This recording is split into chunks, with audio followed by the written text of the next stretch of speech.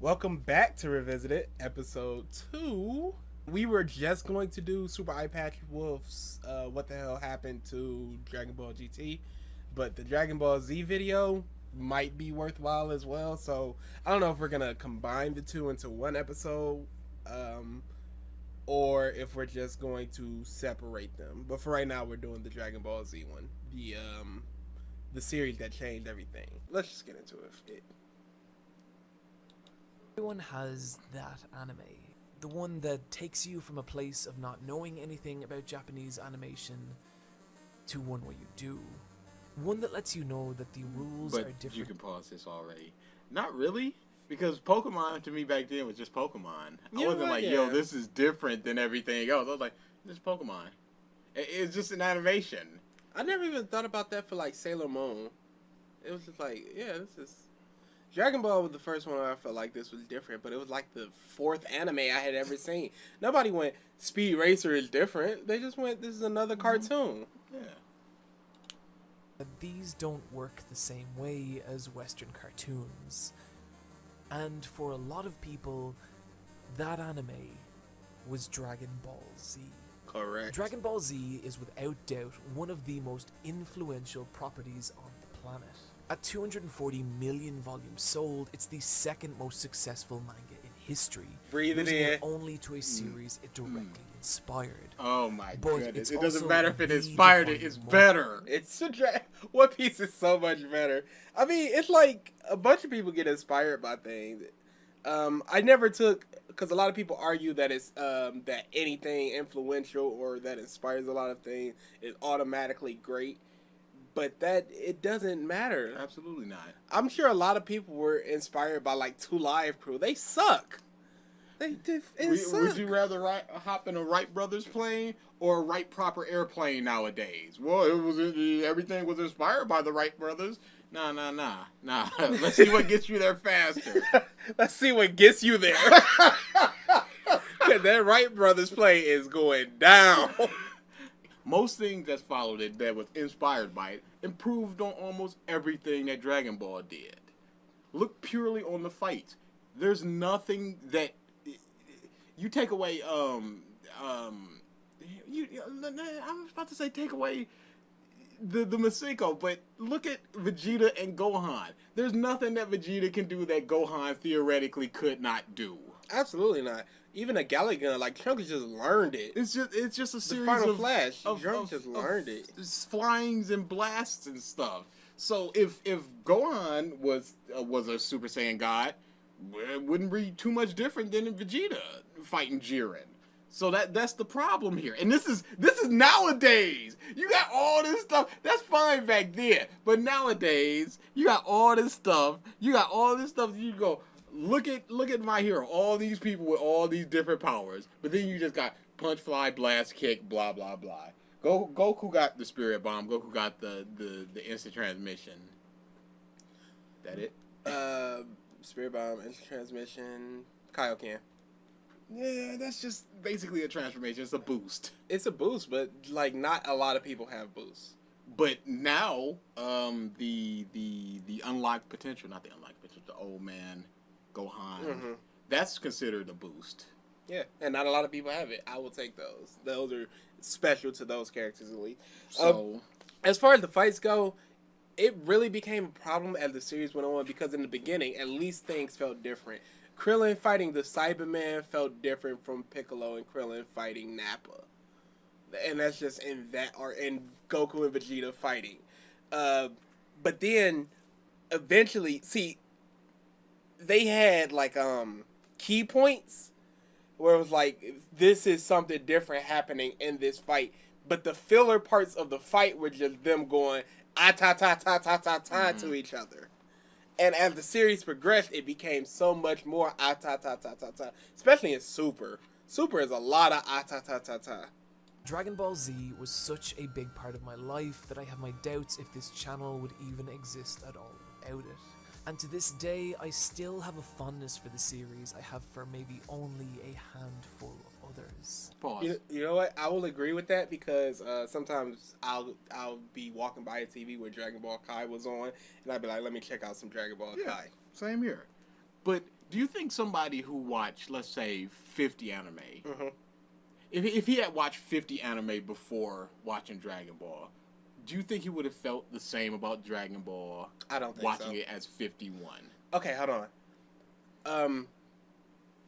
Are there 50 anime that were the quality of Dragon Ball at the time? And that's my only issue with that statement.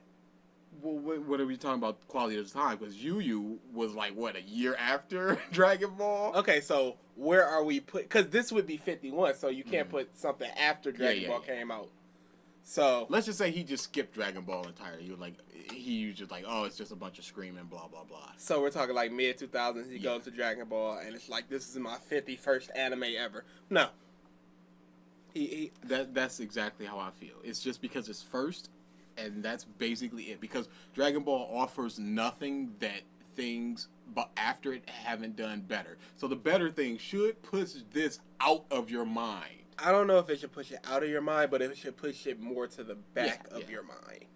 Because you're never going to get the feeling you had. Nobody ever gets the feeling they had of running home to watch something. Mm-hmm. Even our parents, whatever show they wanted to watch, even grandparents, like the Batman series in the 60s that people loved, nobody gets the feeling of running home to go see Batman in a newer thing. I understand that. But you can't just be like, oh, because of this, the Batman series was the best thing I've ever seen, and it left such an impact on me, and blah, blah, blah. Like blah. nothing ever has No, since. there are things that are going to leave much more of an impact on you. I loved Dragon Ball Z.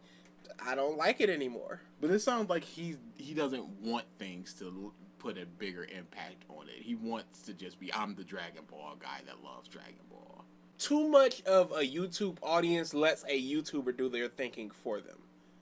Because if you're looking for somebody that goes, why is Dragon Ball Z and Dragon Ball great? Why is Dragon Ball GT trash? Oh, here's a YouTuber talking about it. This confirms all the things I say, and I'm laughing a little bit. So this guy is who I'm looking for. But you need, because if you're that influential to where you can have somebody's opinion, or you can influence somebody's opinion. And that's not the fault of the YouTuber. That's just the way that YouTube works now. The way that people that consume YouTube videos work. If you can influence somebody's opinion, you need to give them some type of dissenting opinion to, help them develop thoughtfully. Because if this person watches this video, the impact it changes all, and it's all just positive. And so then they go, yo, Dragon Ball is amazing. And then somebody goes, well, what about this flaw? They've never had that flaw in their mind to think about it, to think about any counters, to think about how that impacts the series here, and there. Because you can just go, Super Saiyan 1, 2, 3. They're all the same, except for Super Saiyan 3 has a bigger power drain, and they're stronger, faster, escalating. Unless you say that, you're not really going to think about it, because I didn't think about it until much later in my life. I wish somebody would have just been like, yo, this all just sucks. Super Saiyans are all the same. So you're not thinking about that in your mind. The late 90s were a glorious era to be a young teenager who was first discovering your love of anime. Pokemon had been really, because there wasn't a whole lot of good stuff back then. Pokemon sucks. Pokemon was trash. Sailor Moon is fine. Yeah, I liked me some Sailor Moon, but at the same time, you got Yu, you got DBZ, you got what, like what was that robot show? Is it Cyborg 009 or yeah, whatever? oh no, that was trash. You got crap like that. Unless you go to like your Tsunamis, your late night Saturday Tsunamis, and oh no, that was Adult Swim at the time, and you're watching like Cowboy Bebop and Trigun. It was a bunch of the stuff we were seeing at 5 p.m. was not good. Tenchi Muyo, Boy, Tenchi Muyo, So it really wasn't. This either this or like 2010 to now would be the best time to be an anime fan, because you got not only unlimited anime out there at your fingertips, you got unlimited good anime at your fingertips. Not only sorry to cut you off. Not only unlimited good anime at your fingertips, unlimited good anime at different genres at your fingertips. Absolutely, as opposed to just being provided it by Toonami. Instead of just going, 4Kids. Well, I guess I'll catch an episode of Yu-Gi-Oh! Every now and again. television just long enough to climatize an audience at large to the idea that Japanese animation existed, and the success of the Sony PlayStation popularized Japanese role-playing games among a mainstream gaming audience. But what does that have to do with anime? Because you're showing Final Fantasy VII, and Final Fantasy VII did not have a lot of anime aesthetic.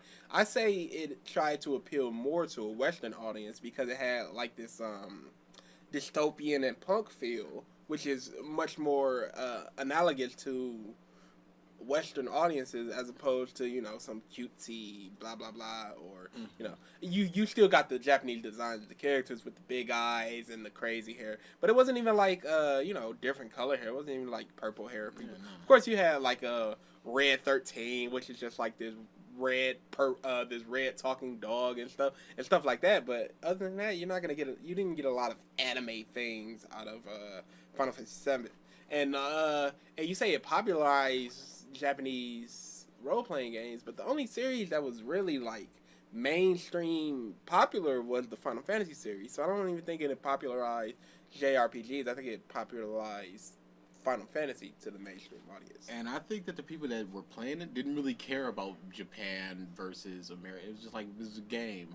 Yeah, I wasn't even thinking about Pokemon as a Japan-based thing. I was just like, Pokemon good. I didn't even really think about Dragon Ball as a Japan-based thing. I just thought it was a different good thing. I didn't know where it came from. I didn't know what was going on. I was just like, wow, this is interesting. I like it. Because we had series that had blood. Like, even the Powerpuff Girls had blood in it. We had series that had blood. We had series that had big fighting. It's like, this just has a different look and feel to it, but we never understood why.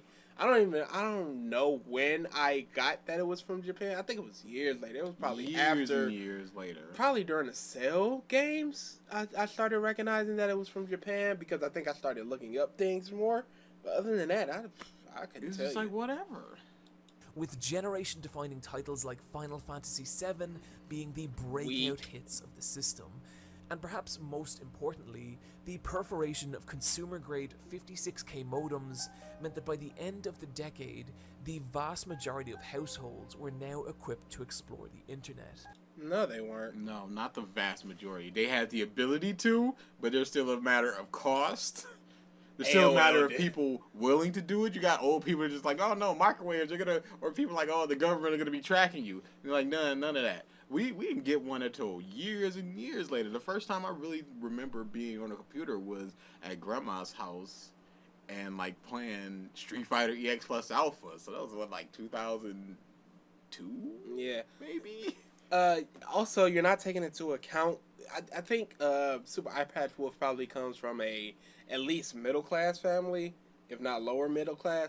Low class families did not have access to disposable income to buy a computer, a 56K modem, and pay for the internet, even if they got AOL disc or whatever. They did not have access to being able to look up Dragon Ball stuff. I remember going to Mario's house and him having a computer with internet. Like, yo, I can play Michael and Og. Oh crap, my sugar needs to be on the phone. Yeah, I gotta cut that off. And they were at least upper middle class. Yeah, they had a fantastic house. They had a lot of money.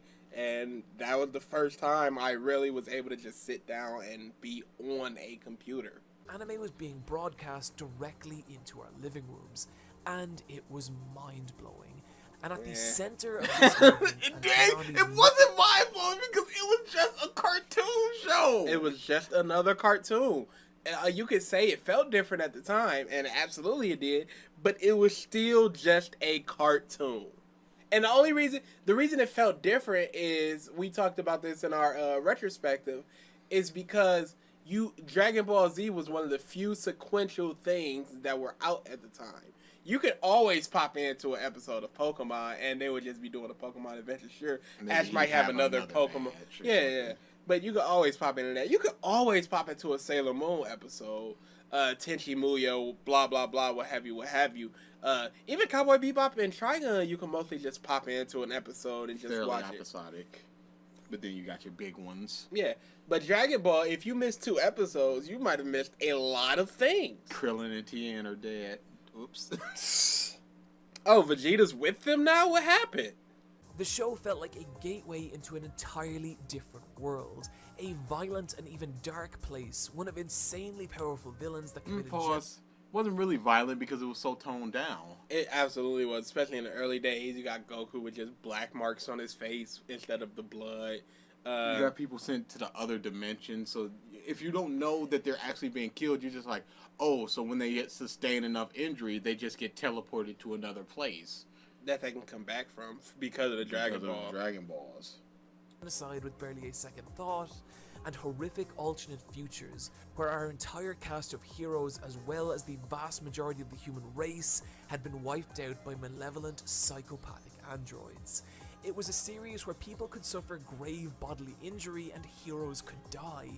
It felt like a show you shouldn't be watching, one that couldn't possibly be airing on children's television, and yet it was. But you're showing all this uncensored. That didn't happen. From what I saw, Frieza just got, it was just like, oh no, it's coming at him. And then it just showed him getting, oh no. Yeah, falling over. Yeah, so you gotta infer that in your mind. And it was the implication of violence.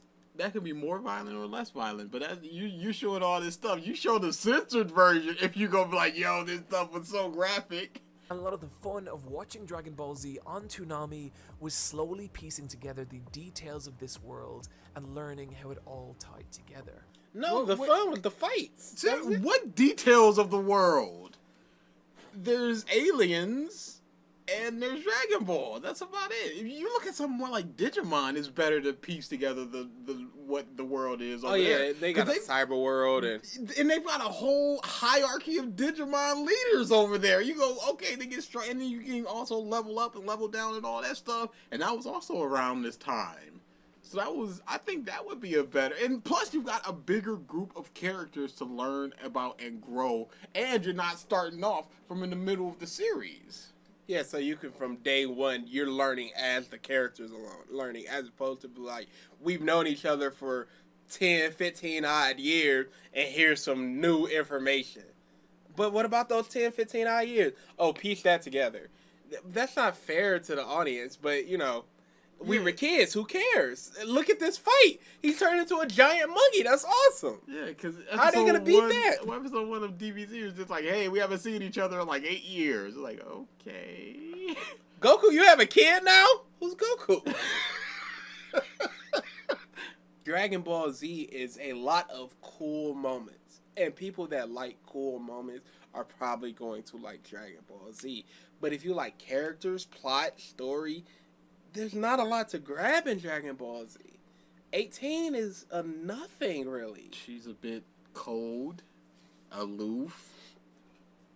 End of description. And I guess that's it. There's not really anything else. But when you compare her to somebody like Chi-Chi, well, no, Chi-Chi's better. Yeah, Chi-Chi's better. But she's not as conventionally attractive because she's very overbearing. Maybe that's the reason. And people hate Chi-Chi. Chi-Chi is awesome. She won't want her son to be a stupid bumpkin like Goku, who's just like a fight man. She's like, you ain't good. And I don't want you to influence my son. My husband is not a great man. He's not a great parent. Gohan, don't be like your father. Get some books in you. And boo! Let him fight. Here's Gohan saying he wants to be a scholar on numerous occasions. Boo! The Dragon Ball planet is so small and yet so big. Small. It's small in the way that you don't know how countries work. You don't know how continents work. You don't know how many people there are out there.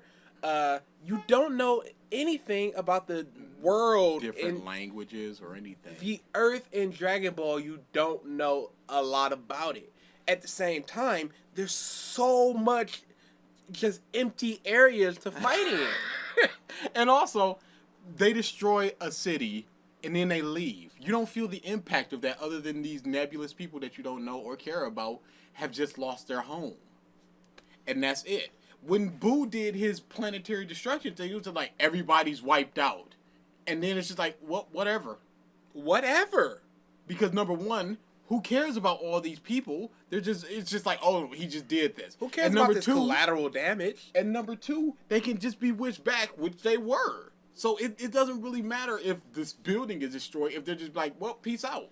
Dragon Balls from the offset really lowered the stakes of every death, fight, and anything. Because when Goku first died, you're like, wow, the main hero's dead already, what's going on? And then they go, well, we can have the Dragon Balls push him back. Immediately do that.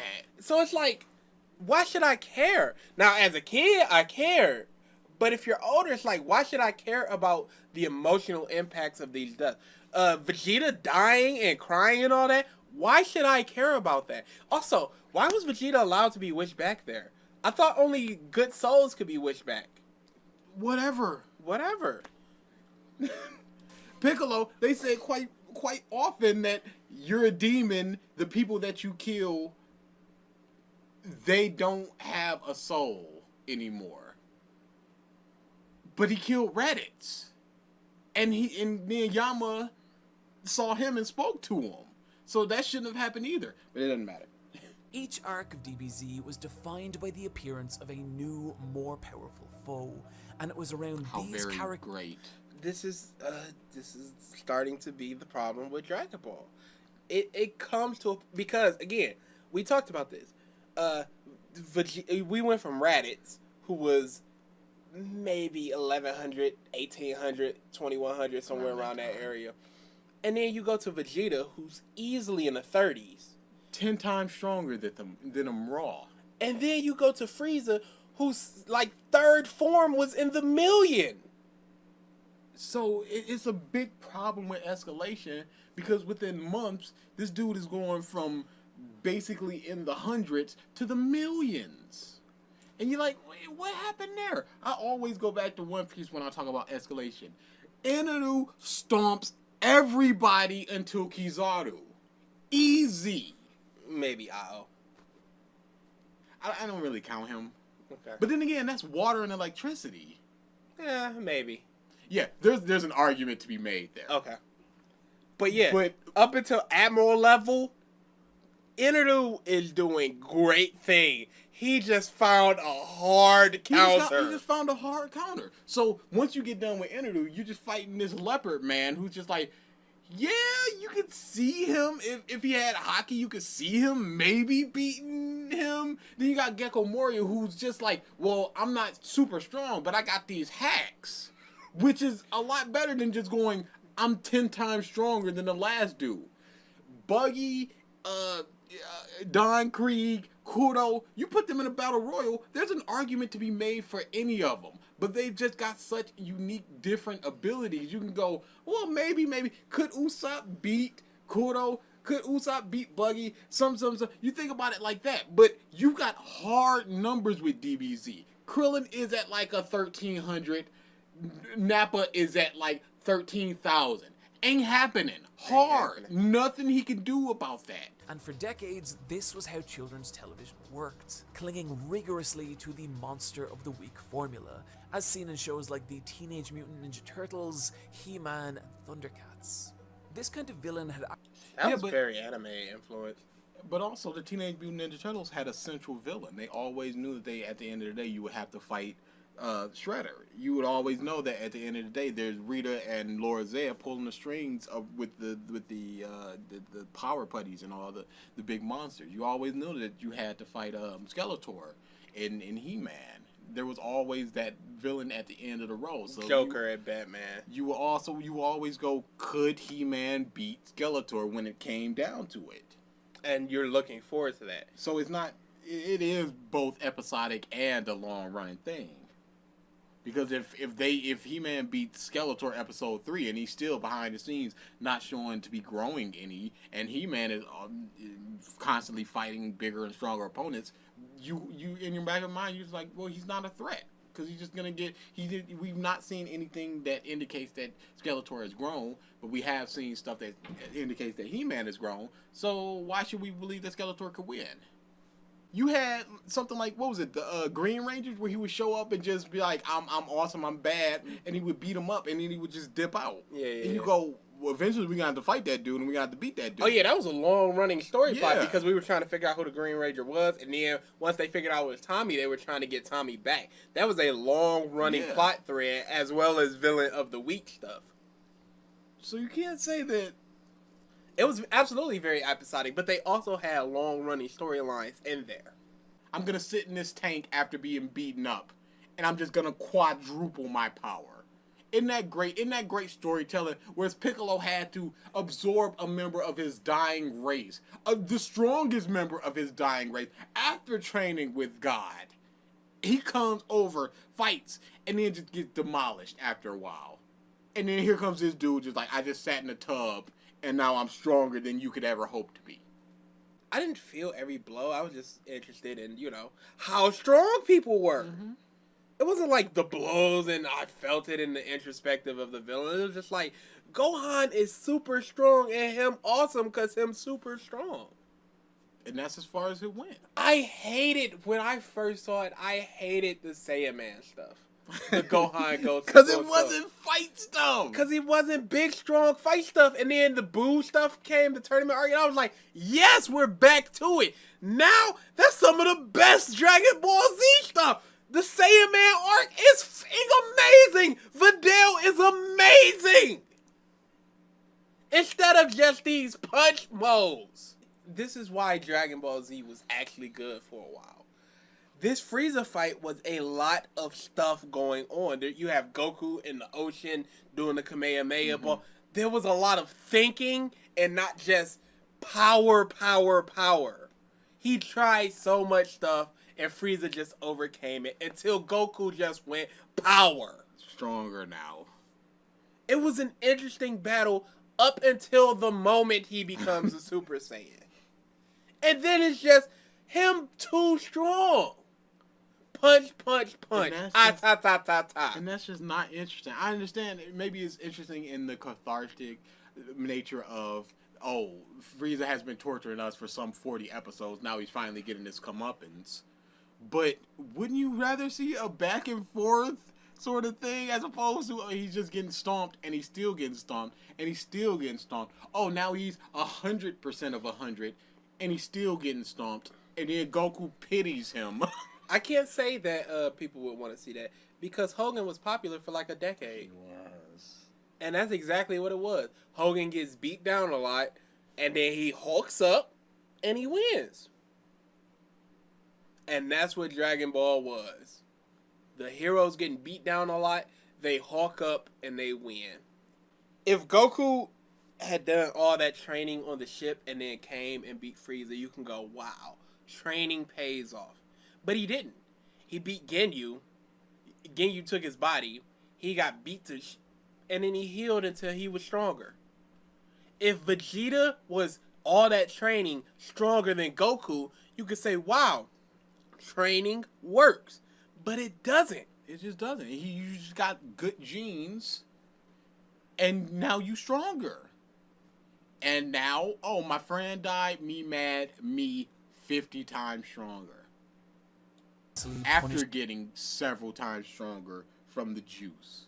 One Piece's Enos Lobby, Yu Yu Hakusho's Dark Tournament Saga, Hunter x Hunter's Chimera Ant arc. These are some of the greatest arcs in shonen history, and each one uses the same fundamental villain-centric structure that was defined and popularized in Dragon Balls. Again, JoJo came out the exact same year. Dio, Part 1, all of it. Part 2, the Pillar Man, all of it. Part 3, Dio, all of it. Villain structure. It was just the structure of how to do villains. That's all it is. You're attributing this to Dragon Ball like it's the first thing that was just like, there's this dude at the end of the road. How do we beat him? I'm almost certain there were other battle mangas that did it. I'm sure I could look it up and go, this had a central villain for the arc or whatever. And because Dragon Ball popularized a lot of it and influenced a lot of people, doesn't mean that it is the starting point of that type of thing. There are probably things before it where that happened. I mean, It's just the structure of a battle manga. You look at movies, even though Lex Luthor wasn't the central, like, one-to-one punching villain of Superman. Superman 1, 2, 3, and 4, they all had Lex Luthor in them. Mm-hmm. And you go, oh, Lex Luthor, he's the central villain of this whole thing. He may not be punching them, but here he is being a villain. Yeah, Western comics had a lot of that where it was like, this is the central villain of this arc, and it's prevalent throughout. Batman getting his back broken. He had to figure out how to beat Bane. So what do you said you talking like Dragon Ball was the first thing, just like, oh, long running villain. It's not. It popularized, sure, but it was just right place, right time. It's not because it did it well. It's just because it did it. It did it with the most eyes on it, and a bunch of people saw it happen. Dragon Ball Z's major plot points center around the idea of combat, but I also don't view that as an objective flaw either. And the reason you can't view something as an objective flaw because that makes it subjective. If it's an objective flaw, there's no argument against it. It's objective. Evil androids will rise up and devastate civilization, and Bulma suggests that by using the Dragon Balls, they could stop the androids before they ever activate. But Goku and the rest of the Z fighters outright refuse. They want... Horrible. Okay, that's, yes, one, horrible, because they're thinking about themselves as opposed to the people that the androids will slaughter. 100% confirmed. Goku is a piece of there. Vegeta is just being Vegeta, and Tien is just being Tien. They're all pieces of for wanting to fight over the safety of the planet. And he goes, I'll fight too. I want to test what I'm capable of. If I die honorably in battle, then so be it. What about everybody else that will die? Unhonorably. Outside of battle. Don't you think that they would rather have the choice to press a button and skip to the result of the androids dying? As they're standing on the cliff overlooking West City and they see that first explosion, I'm sure they went, whoops. That's at least 10 people dead. And you could have prevented that. Even though you go, Dragon Balls, that's still somebody going, I had a hole put in my chest and I felt that. And I will never not feel that. Boy, there's some post-traumatic stress out there. Out this world. People just look up to the sky and see a blast falling and then they dead and they wake up alive. Terrible. This giant bug, man, ate me. I felt that stinger going into me, sucking my essence out. Nothing's gonna take that. I can never forget that. I wish back with the Dragon Ball. That dude doesn't matter. Yes, he does. Or are you telling me he doesn't matter, which is a problem? And I'm sure freaking Krillin was like, let's do that. Why aren't you showing the people that I'm sure did not want to fight? I'm sure Yamcha was like, guys, let's not fight them. Krillin was like, guys, let's not fight them. Gohan was like, guys, let's not fight them. Because it's stupid. It's stupid. You're placating to these pieces of this dude is definitively going, the future is in ruins because of these two things. They kill everybody. Okay, let's fight them. Let's see if we can prevent that. Yes, we can. Let's do the Dragon Ball. No. By our fists. That's terrible. And if that doesn't happen, this whole arc does not happen. I'm sure Luffy would have rather not have fought Lucci and them and just went on to the next island with... Got Robin and dipped. Luffy only fights these people because he don't like them. They're pieces of... If he went to one island and it was cool, and he went to the next island, he would be fine. The Straw Hats would be fine. They would be super happy just going to island to island to island, having fun. But there's a fight that happens that they see that they need to change the way this island is. It's taken over by this piece of... Let's beat this piece of... for this person I just met. Not... This guy said that if we fight this dude, everyone dies. Oh, we have this way to make us not fight this dude. Luffy went into Whole Cake like, we're not fighting Big Mom, we're just getting Sanji. Grab and run. It was a snatch and run. That was the whole reason to go into Whole Cake. He did not fight Big Mom. Big Mom made him mad. He did one punch to her, and then the rest was, we running. But here it's just like, Bulma, do not save lives because we want to fight people. So stupid. Terrible. And this is a positive? This is a plus? That these characters are pieces of that our hero is going, we're fine endangering people as long as we get the thrill of battle? Get out of here. Get out of here. To face the incoming android threat, they want to test themselves against these new, more powerful foes. And people died! People died because of it. Definitively. Terrible. Even if it's one person. That's one person that could have been avoided. That's one person whose blood is on your hand. And at this point, the Dragon Ball was, you get wished back once, and that was it. So all those people that died in the Saiyan Saga that may have died here, they just gone. Y'all don't even think about the people that have died multiple times in the series through these citywide explosions and taking out people. Because it's just nebulous people. It's not person getting wished back. It's people. People getting wished back. And it's just the group is getting wished back. And you just go, people are getting wished back. They died. They're getting wished back. Vegeta, boom. Blasts, Majin Vegeta, boom. Blasts the stadium. And you go, yeah, I wish him back. It's the thing. Dumbest! It's the worst. And I hate this series. I used to love it. Dragon Ball Z wasn't a story about fighting, it was a story about a group of characters who really loved to fight.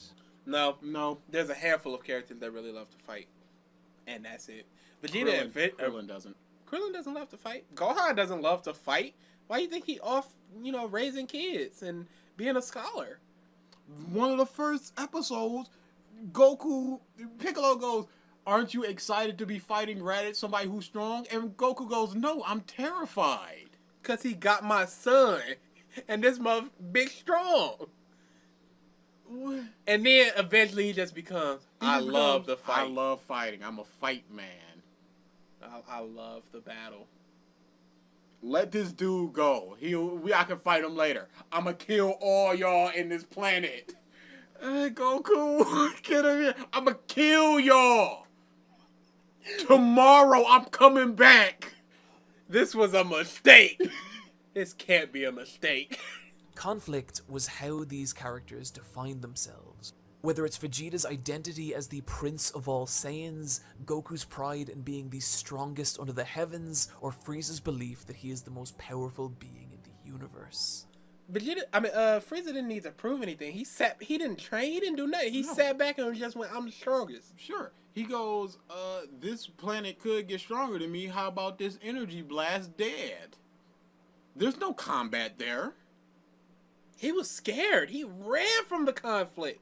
Because he saw that Saiyans could possibly get stronger than him. So he went, we wiping them out. They've been great in conquering planets for me. But they're a threat, so they just gotta go. And then for years, for decades, there was never a threat again. Until two Saiyans came. So, what are we doing here? He's not about being in combat or anything. Or conflict. He is the strongest in the universe, uncontested. So there's no combat there. There's no conflict. He doesn't want conflict. He wants to conquer. And he was conquering. You could see this both in the delight these characters took while fighting, as well as the rigorous and often grueling training they would put themselves through between battles. And okay, you're showing Goku and Vegeta, but not Frieza. Because that doesn't apply for Frieza. And it basically only applies to Goku, Vegeta, and Tien. The three characters you showed. Everybody else is kind of like, well, we don't really want to fight. Chaozu don't want to fight. But they have to, because it's a threat, and that's all it is. It's just they're sitting around waiting for a threat, and then it happens, and then you go, well, I guess we fighting now. And that's the thing. Gohan does not need a threat. He is happy being Gohan. These characters need a threat and conflict and battle to be happy.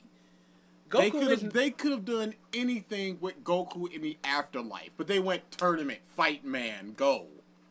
Not him going around and training with all these dead masters. Not him going to all these people and meeting them and talking to them. No, he just Goku fights and now he's gonna fight. And whereas Gohan, he's in school playing baseball. But people ain't like that. They ain't want that. No, sir. Where to fight. And it made combat feel personal. That combat feels personal because it's a fight that it was a grudge match that was like 8 years in the making. But every other fight, nobody gives a who gives a shit about Vegeta versus Super Buu? There's no emotional resonance there. Just a fight. What are you talking about? No one gives a Trunks versus Cell is just like, well, Trunks is stronger now, and now they're fighting. You can see the emotional in Trunks is, don't destroy the future, no! But there was no conflict or fight there, because they were just so much stronger than Trunks that he ain't even matter. So there's no emotional. What are you talking about? It feels personal. And again, I'm never going, all them sit-ups that Goku did is really influencing. When he was clowning on the Ginyu Force, I wasn't like, yeah, sit-ups. I'm just like, well, he's stronger now. Monumental and validating, while defeat was emotional and devastating. A lot. The defeat was emotional and devastating because most of the times Vegeta was defeated, he was half crying or screaming. And then after that defeat by 18, he's just looking up in the rain. What melodramatic get some balls, Vegeta! Seriously, and when Goku loses, it's just like, man, how am I gonna beat this dude? As opposed to Vegeta, who spends 80% of his fights going, I'm the Prince of All Saiyans, I'm the strongest, I'm gonna kill you. So there's two Solis, and then Gohan's just like, well, I guess I'm fighting now. That's all. Cause they need me. I don't want to be here. I want to be home. I want to be with Mr. Piccolo. Now iconic transformation scenes. Because of how the... And anybody that don't got that, who cares about you? Who cares? Y'all not hitting our level. That's not fair. That's not fair to somebody like T in training. No way. This dude is just like, oh, not only is he a Saiyan who can get 50 times stronger instantly, 50, 100, 200 times, now he's a literal god. I beat that dude 20 years ago in a tournament, fairly, with my martial arts, and now he's a god. How do you... What? Nobody's talking about that. That's just super not fair. So, all this hard work and training and inspiring, but then you look at Tien, who ain't doing nothing. Who's a lifelong martial artist, and he literally cannot do that. He literally cannot catch up to them. He was on the level of Goku at a point, and then 20 years later, he can't even sniff his jaws. So you just looking at this in the terms of Saiyans, and then you got your Piccolo who's just like, well, I could just absorb this dude and get instantly stronger, and also I guess I'm just training, so I'm as good as Frost now. Whatever. But you're not looking at the humans and how unfair it is for them. This is also yet another aspect of the series that would come to define what shonen battle titles were, with major moments of even modern titles still featuring these same kind of transformations that were defined and popularized. You're just going transformation equals Dragon Ball. No, what do they represent? Luffy trained for 2 years for that. For that moment. And he goes, boom. Now I can use all these hokis because I trained on this island with this hockey master. Not just I came on this, not I jumped in a room and my dad said, imagine Frieza killing everybody, and I got mad and I got 50 times stronger. Hey, how about this? The Power Rangers transformed. Pokemon transformed. Digimon. Every single Digimon transformation, Digivolution, was an emotional moment. A hopeless moment where they're just like, oh, death? Or get stronger now, please. Or shoot an arrow through my heart or something.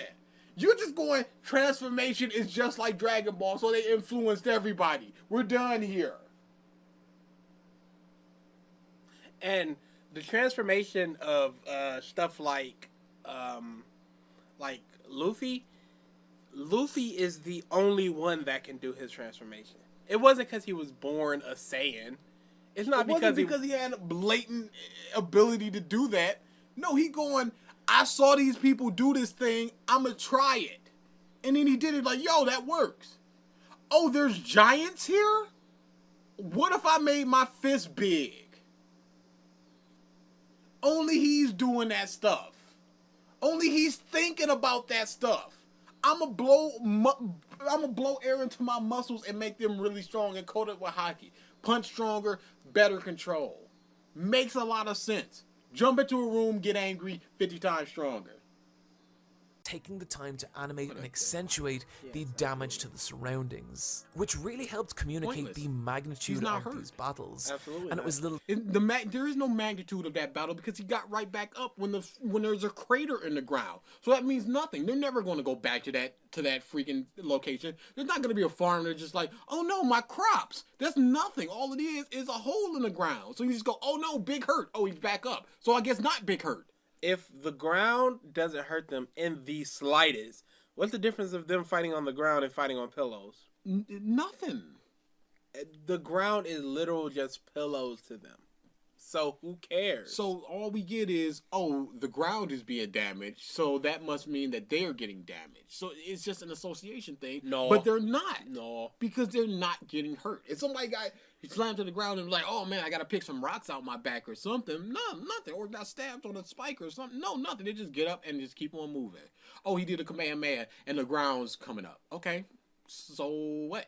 Touches like this that gave some of the story's biggest moments a far more grandiose and even emotional impact than they had in the original manga. Why are they more emotional? Freaking when Goku had to fight Tien, it was after he killed Krillin. That's a super emotional fight, not just like I have to do Big Blast now. The emotion, my God, I'm welling up. That means so little. It's nothing. The only emotion a bigger blast and more destruction to the environment can elicit is excitement. Otherwise, it's not emotional at all. It's not any more emotional than fighting for this thing. Or if it's just like, oh, we're fighting near a daycare, so we can't slam into that daycare. Yeah. So once you get closer and closer, you go, oh crap, the babies. But other than that, this is a barren wasteland. So you're just seeing a bunch of rocks flying over. And we've already seen people do at least minor levels of telekinesis, so it doesn't matter. It's just... Koyama was extremely passionate about these characters, and you could see this especially in the additional scenes he'd add to the show, which he'd use to flesh out these characters, their relationships and backstories. You're fleshing out backstory. This is non-canon backstory then. Doesn't matter. So they're going, you need 23 minutes, and I'm going, whoops, this is I got about 15 minutes here. Let's add some backstory. That's nothing special. It's everybody, manga, anime do that. It's nothing super special. Especially when it sucks. Take this scene from Trunks' Especially when you have nothing to work with. What do we know about Krillin? Well, he was a monk and then he met Goku. That's it. He was picked on a bit, but that's all we know about him. What is Tien's personality? What is Chaozu's personality? These are problems. These characters have been around for almost 30 years. You write me a story about Tien right now. I bet you wouldn't get past page 4. Freaking Tien got a school where he teaches martial arts. Okay. Was he...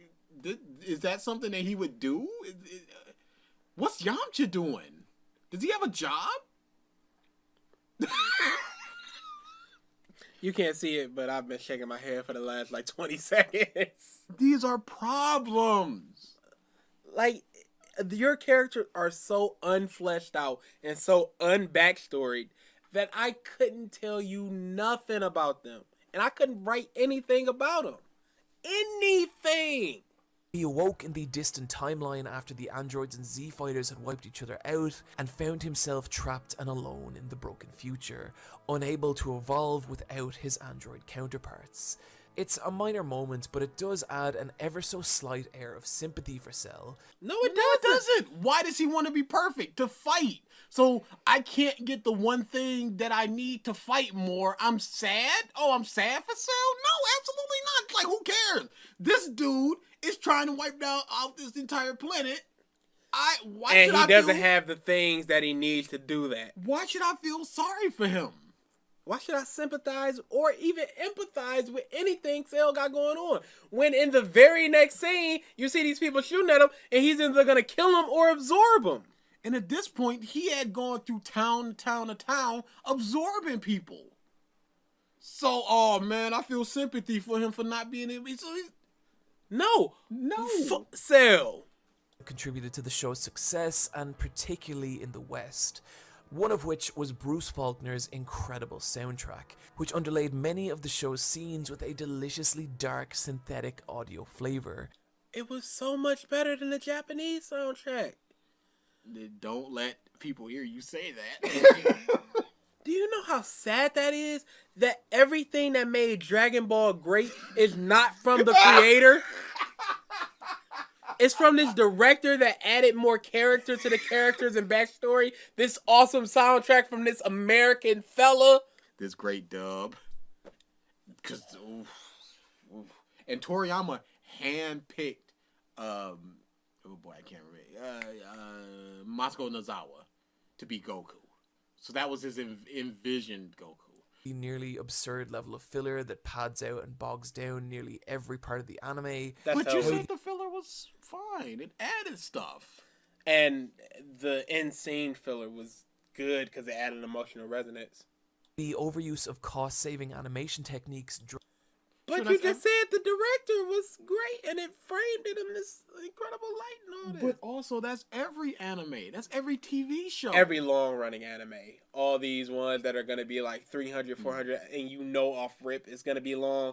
They got to cut costs somewhere. Look at Scooby-Doo. When somebody's about to pull a book off of a shelf, you know which book it is because it's the only thing that's moving. Everything else is basically a painting. It's a cost-saving thing. Everything cuts costs. This isn't. Have to. These aren't big enough flaws that you're mentioning yet. I'm starting to get okie doked. The fights down. There's places in the manga where you can really feel Toriyama's exhaustion, as he at this point had been writing weekly manga for nearly 2 decades. Oh me, oh my! Oh no! Oda has mandated breaks. They had, otherwise they're like, this man will work himself to death, and we know he will. Oda, take a break.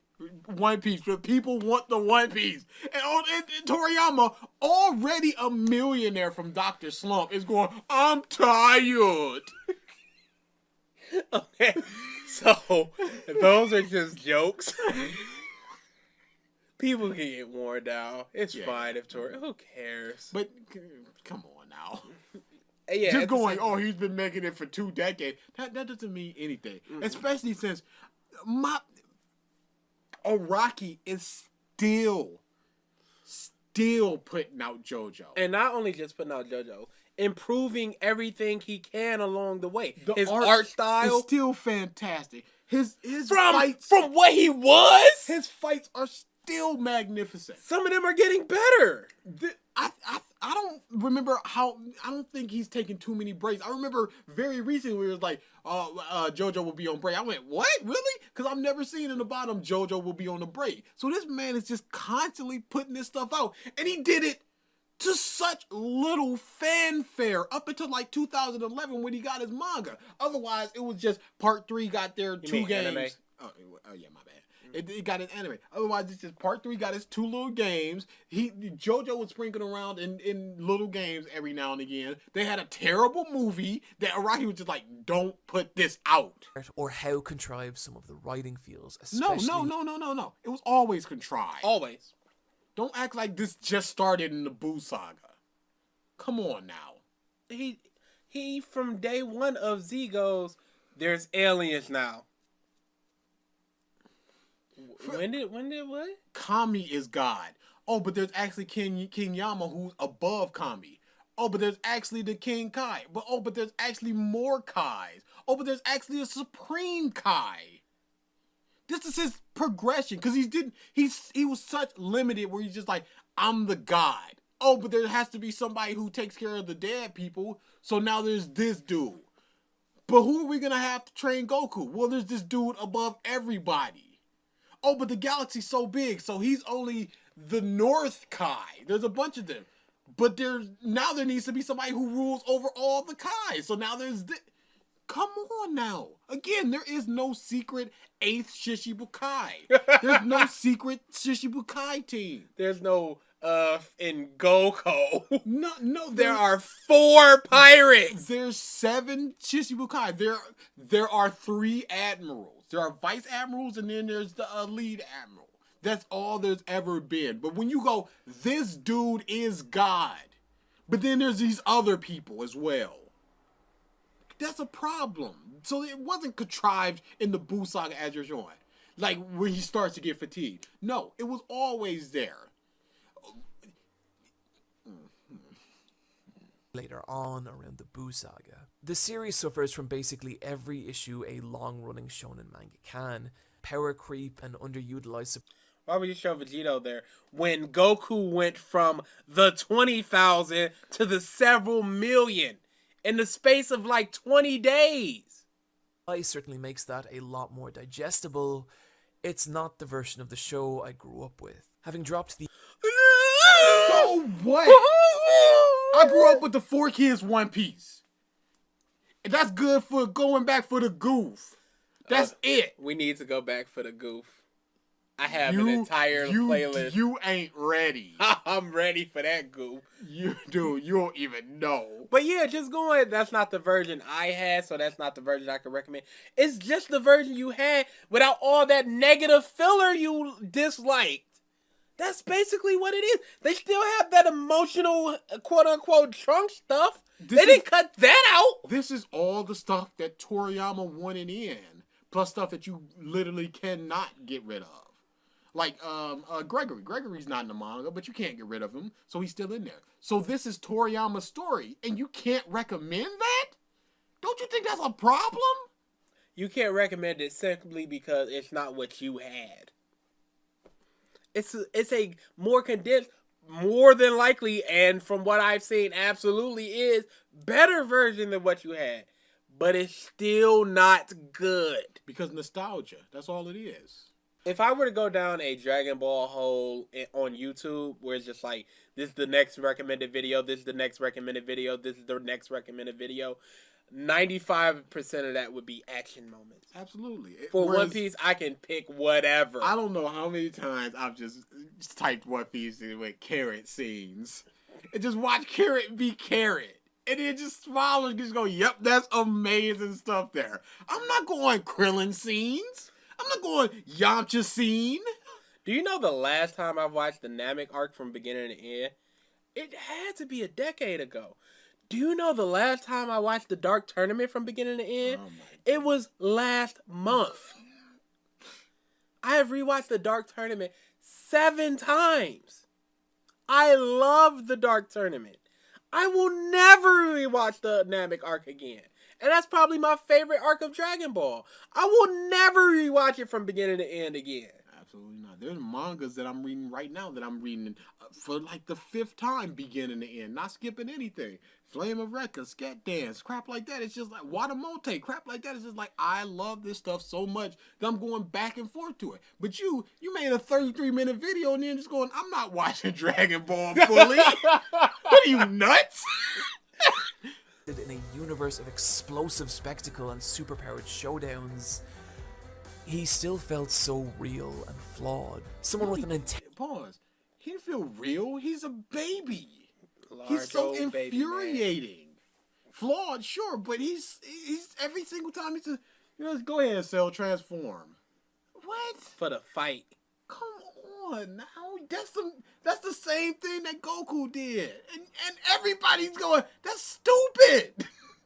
Why? No. I stuff like that. It's just like he feels real and flawed. He's frustrating to the max because he's just a big baby. His whole entire motivation is just get stronger than this one dude. Then there's one guy so he can prove his claim to the throne or whatever. What happens if he's just stronger than Goku? He beats him and just goes, okay, then what? You just continue to get stronger. Once Zoro goes, I want to get stronger than this one dude. Why? Because of a promise to my dead friend. That's a lot more. There's a parallel there, but it's a lot more weighted. A lot more real. Then I just want to be stronger, and I'm always angry, except these flashes of moments of my love and humanity. That's real. My Bulma makes no sense because we've not seen that from him. We haven't seen him loving her like. So it just came out of nowhere, and it feels so false and hollow. It's a story about great characters doing impossible No, things. whoa. You can spit on me, but you don't lie to me. So that video is gonna get like a 4 from me, maybe a 5. Yeah. There was nothing. There was nothing super offensive. There were a few things he said that's just like I don't know if I would agree with that, like the great characters thing. But it was mostly just information that is and nostalgia. Yeah, and things like that. You can't fault people for their nostalgia. Yeah. But at the same time, you can't go, oh, my nostalgia, so I'm not gonna try it again because it might ruin my nostalgia. That's a big problem. But yeah, other than stuff like that, it was a fine video. It was a bad video because it was still Bush. With Dragon Ball. It was a fine video. It was fine.